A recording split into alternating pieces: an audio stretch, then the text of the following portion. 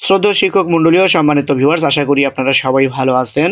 আপনারা সবাই অবগত আছেন যে আজকে আন্দোলন হচ্ছে বেসরকারি সকল শিক্ষা প্রতিষ্ঠানকে জাতীয়করণের দাবিতে। কিন্তু তারপরেও যদিও তাৎক্ষণিক জাতীয়করণ হচ্ছে না, তবে মহা খুশির সংবাদ হচ্ছে এমপিওভুক্ত শিক্ষকদের জন্য যে তাদের এই আন্দোলনের কারণে বাধ্য হচ্ছে ইন্টারিম গভর্নমেন্ট যে সেই শিক্ষকদের এমপিওভুক্ত শিক্ষকদেরকে বাড়ি ভাড়া ও চিকিৎসা ভাতা দ্বিগুণ হারে বৃদ্ধি হচ্ছে তাদের। এটা তাদের জন্য এক পর্যায়ে একটি খুশির সংবাদ। ভিউয়ার্স, চলুন আমরা আসলে আজকের যেই আন্দোলনের যে সুফল, সেই সুফল সম্পর্কে আমরা বিস্তারিত জানবো। কি ঘোষণা দিলেন শিক্ষা উপদেষ্টা, বাড়ি ভাড়া চিকিৎসা ভাষার পাশাপাশি কবে থেকে এমপিওভুক্ত শিক্ষা প্রতিষ্ঠানগুলো জাতীয়করণ হচ্ছে সে সম্পর্কে বিস্তারিত আমরা জানবো। তার আগে ছোট্ট একটি রিকোয়েস্ট, যারা চ্যানেলটি এখনো সাবস্ক্রাইব করেননি অনুগ্রহ করে চ্যানেলটি সাবস্ক্রাইব করে ভিডিওটিতে একটা লাইক দিয়ে দিবেন। জাতীয়করণের দাবিতে আন্দোলনরত এমপিওভুক্ত শিক্ষকদের বাড়ি ভাড়া ও চিকিৎসা ভাতা দ্বিগুণ হচ্ছে।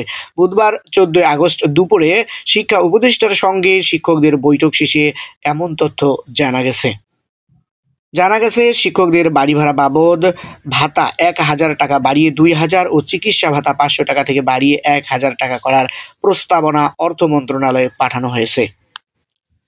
সভা সূত্রে জানা গেছে, মন্ত্রী ও সংশ্লিষ্ট সবার সঙ্গে অনুষ্ঠিত বৈঠকে সর্বজনীন বদলি বিষয়ে আলোচনা হয়েছে। পাশাপাশি বাড়ি ভাড়ার ইস্যুর বিষয়টিও আছে।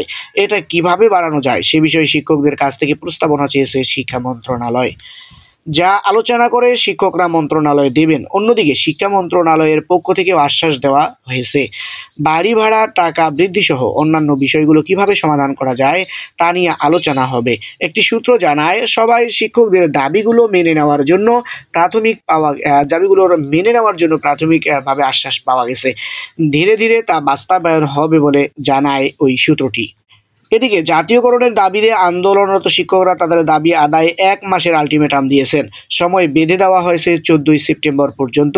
এর মধ্যে দাবি না মানলে আগামী 15 সেপ্টেম্বর সারা দেশের সব শিক্ষা প্রতিষ্ঠানে পূর্ণ দিবস কর্মবিরতি হুমকিও দিয়েছেন তারা। বুধবার শিক্ষা উপদেষ্টার সঙ্গে বৈঠক শেষে এ ঘোষণা দেন শিক্ষকরা। জাতীয়করণ প্রত্যাশী জোটের সদস্য সচিব অধ্যক্ষ দেলোয়ার হোসেন আজিজি বলেন, তাদের দাবি যৌক্তিক। তাদের আদায়ে 30 দিনের সময় দেওয়া হয়েছে।